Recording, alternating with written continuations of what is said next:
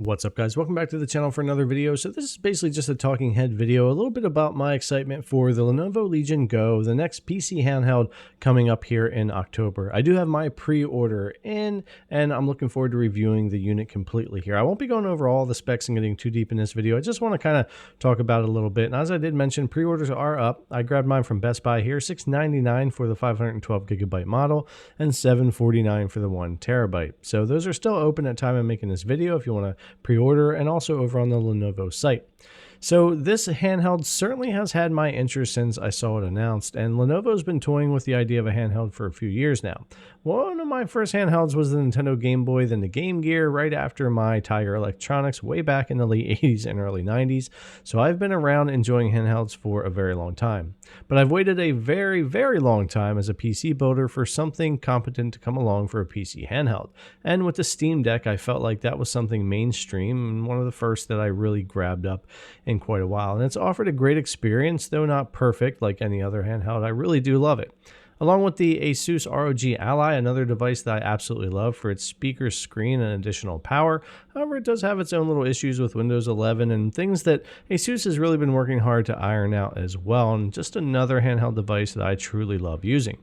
The Nintendo Switch. Well, Nintendo has a special place for me as I grew up, starting with the NES and on up, and I've had every console, but this really offered, starting in 2017, a real console-type experience handheld.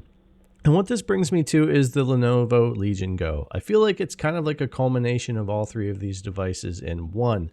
Between the detachable controllers and kickstand, it has a touchpad for some of the navigation, and it's a little larger and better ergonomics like the Steam Deck, and more power and a better screen and speakers, much like the ROG Ally, kind of putting all of them together, which gets me pretty excited about a device like this, especially for someone like me who's been waiting a long time for handhelds like this to come around. The detachable mode is really cool and, of course, is very reminiscent of the Nintendo Switch, and I like that. It looks like it has a great kickstand. The controllers being detachable not only mean you don't need to have another controller with you, but it means if you do want to remove them and be docked, you're not losing any features. You still have your touchpad, your programmed buttons, and all of that, and it's going to feel basically the same, unlike when you just pair, say, an Xbox controller up and use that. You use it for gaming, but you do lose a lot of features. And the other thing that we have here with that is that FPS mode, which I do want to test out. I can't wait to try it in a review, but I don't know how practical it's going to be and how often people are going to use it. But I think it's a really innovative and really cool idea for a handheld PC to offer something more precise like that.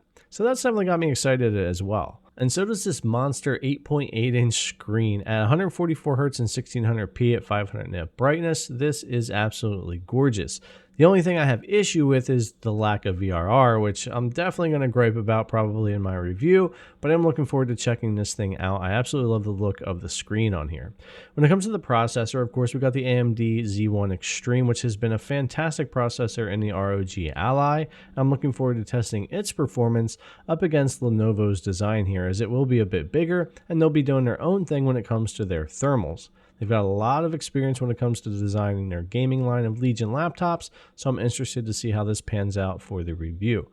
As far as the memory goes, we've got a little bit faster memory here than what we have over in the ROG Ally, and I'll be interested to see if this actually translates to any better gaming performance, as we'll be comparing that in the future, but all very exciting stuff for making content and comparing. And as far as the battery goes, it's a bit bigger at 49.2 watt hours, really fast charging, and the power bypass mode, meaning if you're fully charged and plugged in, it's not going to do anything with your battery. It'll be sitting there and it'll just run off the power of the charger, and that's good for the battery in the device. So exciting stuff here, and this isn't even everything for the Lenovo Legion Go.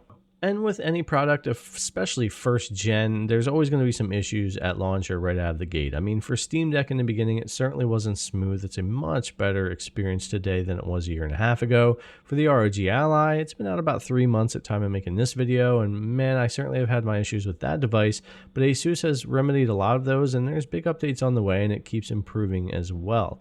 And I suspect that with the Legion Go for Lenovo, there'll be some stumbles out of the gate and some issues they have to take care of. But it does seem like they have been working pretty hard to get ready for launch and to get this thing ready to go, especially with Legion Space, the software they're going to use to pretty much do everything from their updates to your games and handling launching and that type of thing, similar to Armoury Crate SE on your Ally, but it seems like they're trying to integrate, make everything kind of a more all-in-one with that one. So I'm sure there's going to be plenty of things to gripe about when it comes to this device, but I'm really excited for all the positive things as well. And for me, a device like this size and with the versatility, I'm really looking forward to checking it out. But let me know what you guys think in the comments down below. Are you pre-ordering this? Are you looking forward to it? Are you kind of going on handheld overload?